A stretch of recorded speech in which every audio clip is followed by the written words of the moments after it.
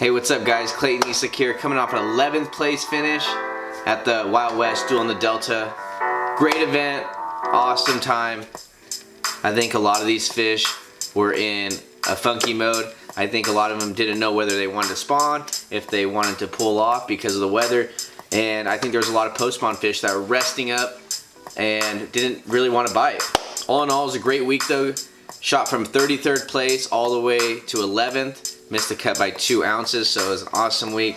But I'm going to talk to you guys about how I captained the hunt on day 1 and had a great bag day 2 to rocket me up the leaderboard. So day 1, had a 3 o'clock weigh-in.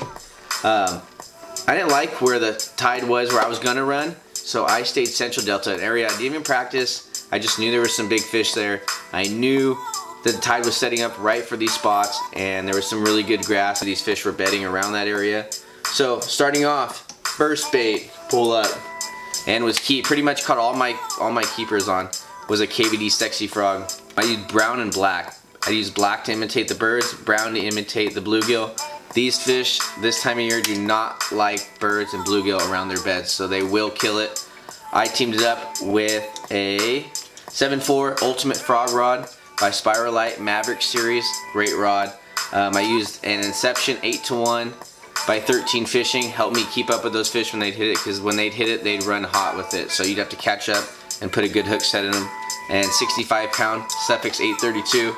Smooth casting, let me cast the frog really far and get it right into those holes where I wanted it, which I already knew there were some fish there, but I adjusted to it, and my co lost an 8 there. I caught some 3-pounders, culled some fish out, and got me to 15 pounds with a 5-pound kicker.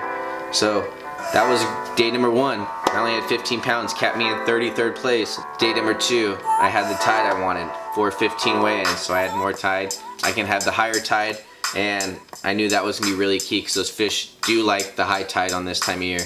So I started out with the frog again, the KVD sexy frog. Then, once that tide started to fall out, I started punching. So I used a 1.5 ounce Chur grade tungsten by Strike King, teamed up with an Hack Attack 4-rod flipping hook and a Rage Bug in Falcon Craw. But I'm going to talk to you guys about the hook a lot. I see a lot of guys using on the Delta.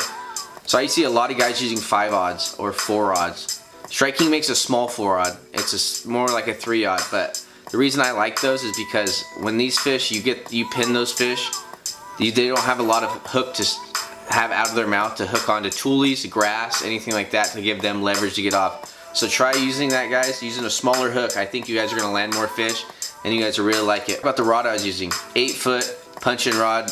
It was a Maverick Series by Spiralite.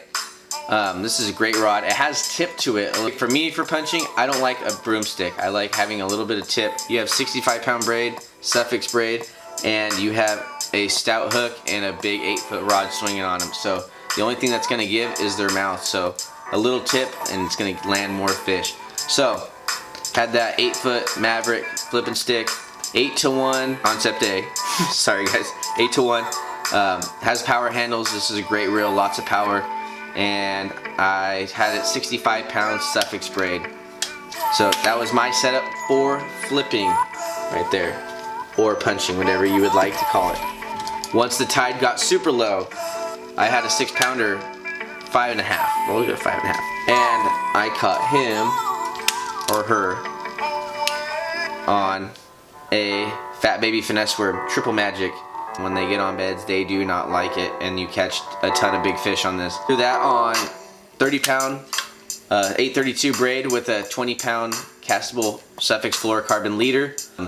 Half-ounce sinker because I wanted to keep it on the bed in one spot. And I used the 7.4 medium heavy. It's their spoon underspin large Cinco rod. This rod I think is my favorite of the lineup because just the parabolic action and the backbone to handle these fish when you get them hot off the beds. Team that up with Concept A, 13 Fishing, and 8-to-1. I like high-speed reels, guys. These Delta fish are really fast and they're really strong, so keeping up with them is huge, and it allows you to put more fish in the boat. Those are my 3 setups that I did. I'm really liking these Spiralite rods. I think the actions are really good. They keep the fish pinned, and they're really light and comfortable in your hand, which gives you, less fatigue and keeps you more in tune with the fish all day long. you know what? It's been a great, it was a great week. Got the Costa FLW series coming up at Clear Lake. I took second last year. Hopefully we can put a run at trying to win the thing again. Should be a huge bed fishing tournament, and I'm looking forward to it because everyone knows Clear Lake has some grenades of fish, and it's going to be an awesome tournament. I think you're going to see some big bags, and the weather's setting up right, the wind's setting up right. So you know what, guys, keep up with me. I'm going to have some updates from there, but all in all, that's how I caught these fish to give me an 11th place finish and take home a great check. So you know what, I'll see you guys coming up soon.